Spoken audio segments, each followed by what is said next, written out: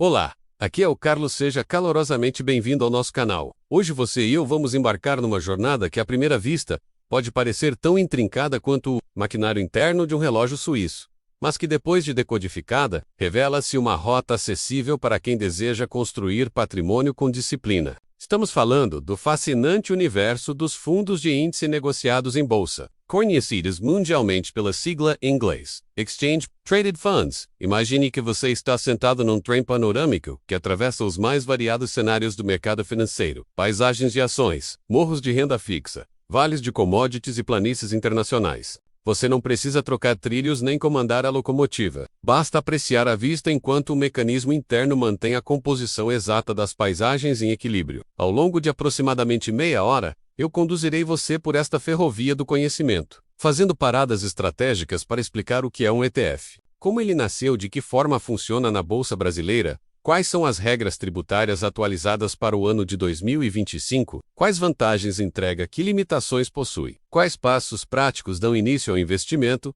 e por fim, como montar uma carteira inaugural, sem complicação. Em cada parada, usarei metáforas visuais, perguntas gancho e estudos de caso reais para gravar a informação no seu cérebro de maneira natural, quase como se estivéssemos numa conversa de café prolongada. Ajuste o volume, deixe seu like antecipado, inscreva-se para não perder os próximos capítulos e prepare-se para transformar teoria em ação. É hora de destravar a porta do vagão e seguir viagem rumo à autonomia financeira. Um ETF é, em essência, um fundo de investimento cujas cotas são compradas e vendidas em pregão eletrônico em tempo real, funcionando exatamente como se fossem ações individuais. A palavra-chave está na fusão entre exchange e fund, a liquidez instantânea da bolsa, unida à estrutura colecionadora de um fundo que replica um índice de referência. Cada cota representa uma fração ideal de uma cesta de ativos rebalanceada automaticamente para espelhar o desempenho de um benchmark.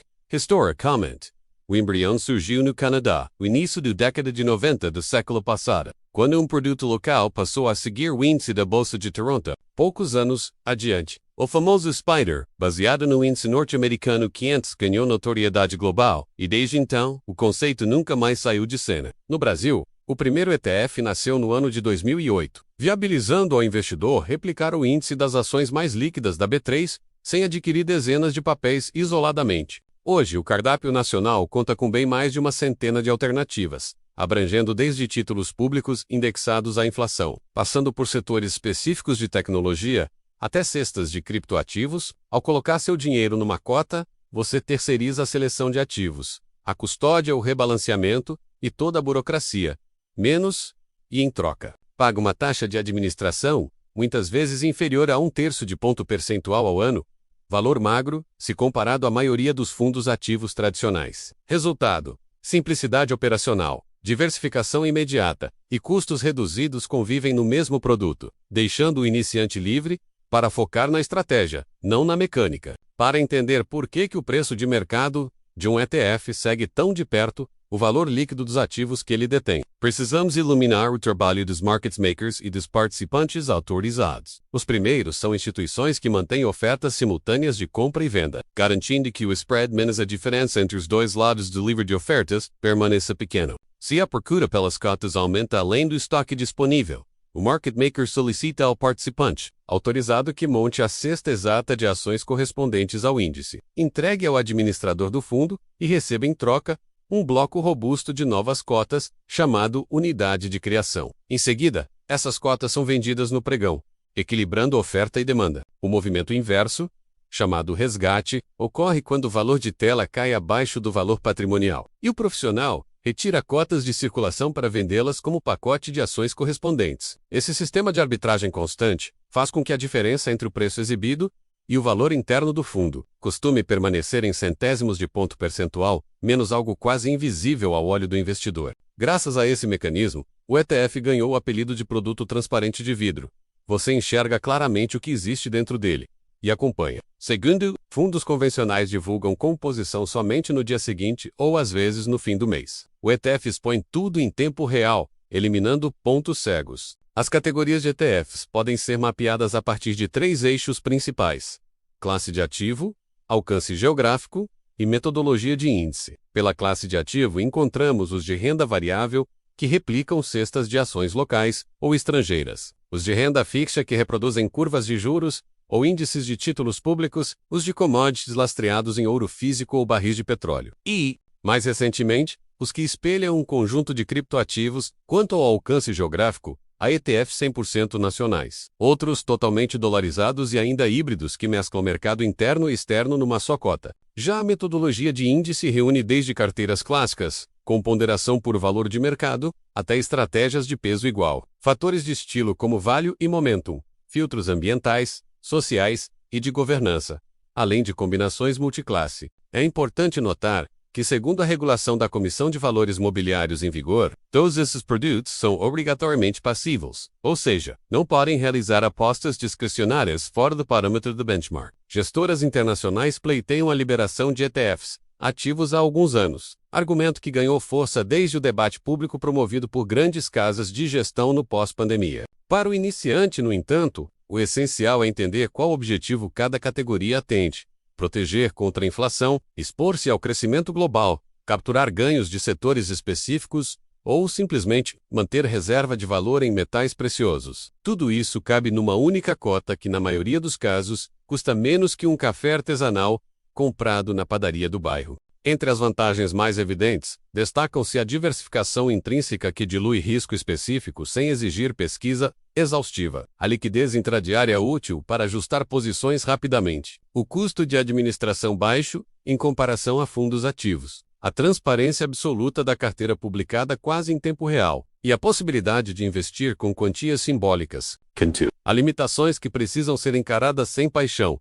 O ETF jamais superará consistentemente o índice que replica, pois, por definição, entrega a performance do benchmark subtraindo despesas operacionais. Existe também risco de tracking error, menos a distância entre o retorno do ETF e o retorno teórico do índice, que pode aumentar em mercados turbulentos. Além disso, o investidor fica sujeito aos mesmos altos e baixos do mercado, não havendo proteção interna contra quedas súbitas. Em ETFs internacionais, há ainda variáveis cambiais. Quando o dólar sobe, o cotista ganha extra. Quando o dólar cai, perde parte da rentabilidade, mesmo que as ações lá fora subam. Portanto, adotar ETFs como pilar estratégico exige clareza sobre o serviço que eles prestam e sobre o que não podem fazer. Trata-se de um produto regulado, transparente e de baixo custo, mas não é escudo contra a volatilidade nem bilhete garantido de retorno acima da média. Os custos principais podem ser resumidos em 4 frentes: taxa de administração anual, corretagem, spread de negociação e imposto de renda. A taxa de administração nacional em ETFs e ações costuma variar entre 1/10 e pouco mais de meio ponto percentual por ano. M-Renda Fixer. O intervalo é ainda menor. Corretagem. Desde março do ano de 2025, é isenta na maioria das plataformas para volumes mensais inferiores a R$100 mil. Mas convém verificar a tabela da sua corretora. O spread de compra e venda depende da liquidez do produto, mas, graças aos market makers, costuma ficar bem estreito em mercados normais. Já o imposto de renda segue regras específicas. Para ETFs de renda variável, o lucro é tributado à alíquota de 15% nas operações comuns e 20% nas day trades, sem isenção aplicada a vendas mensais inferiores a R$20 mil que existe para ações. No caso de ETFs de renda fixa, a retenção de imposto na fonte com alíquotas regressivas, que partem de 25% e caem até 15%, conforme o prazo de aplicação. Produtos que investem em criptoativos seguem o mesmo modelo de renda variável, porém, a base de cálculo inclui variação cambial. Não há cobrança de taxa de custódia pela B3 para pessoas físicas, mas pode existir tarifa de conversão cambial para quem comprar ETFs estrangeiros. Conhecer esses custos antes de apertar o botão comprar é garantir que a rentabilidade esperada não seja corroída por surpresas invisíveis. Comece abrindo conta numa corretora que ofereça acesso a B3. Hoje, o processo é totalmente digital e exige apenas documento de identidade, comprovante de residência e assinatura eletrônica. Em seguida,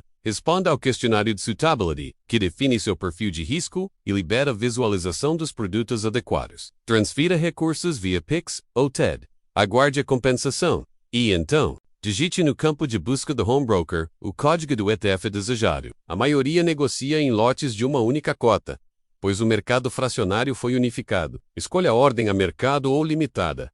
Defina a quantidade e envie. Assim que executada, a posição aparecerá na sua carteira. De imediato, anote preço médio e data. pois serão necessários para a eventual declaração de imposto. Mantenha a planilha ou aplicativo de controle e programe lembrete no calendário para revisar pesos semestralmente. O ritual é simples, mas 3 cuidados merecem atenção. Evitar horários de baixa liquidez. Observar spread antes de clicar em comprar ou vender. Entender que aportes regulares costumam superar tentativas de achar o melhor momento do mercado. Ao finalizar esses passos, você oficializa sua entrada no clube de cotistas e passa a receber relatórios de composição, avisos de rebalanceamento e comunicados de proventos diretamente no dashboard da corretora. Para ilustrar, imagine uma pessoa com R$ 1.000 disponíveis. Ela poderia distribuir 40% em um ETF que replica o índice de referência brasileiro, 30% em um que segue o principal índice norte-americano, 20% em um que acompanha títulos do governo, atrelados à inflação, e 10% em um lastreado em ouro físico. Esse mix oferece exposição ao mercado doméstico, diversificação em dólar, proteção contra aumento de preços e reserva de valor em commodity. Com aportes mensais de R$ 100, seria possível manter as proporções aplicando a técnica de investimento periódico. Ultrapassado o patamar de R$ 10.000, o investidor pode adicionar ETFs setoriais de tecnologia, finanças ou sustentabilidade, aumentando o potencial de retorno, mas também o risco. O rebalanceamento semestral corrige desvios superiores a 5 pontos percentuais em cada faixa, e é recomendável realizar vendas que gerem prejuízo compensável sempre que possível, reduzindo o imposto a pagar. Quem possui previdência PGBL pode considerar alocar parte ali, pois o produto permite investir em ETFs sem cobrança de cotas. O mantra para o iniciante é simples: diversificar primeiro, sofisticar depois. Risco não desaparece, apenas muda de forma. Além dos altos e baixos naturais do mercado, existe o tracking error, que mede quão fielmente o ETF copia o índice. O risco de liquidez perceptível quando os spreads se alargam em períodos de pânico. E o risco cambial nos produtos dolarizados. Ferramentas como volatilidade histórica de 30 dias, desvio padrão anualizado e índice de Sharpe servem de bússola para avaliar se o retorno compensa a montanha-russa. Uma boa prática é definir limite de peso, não de preço.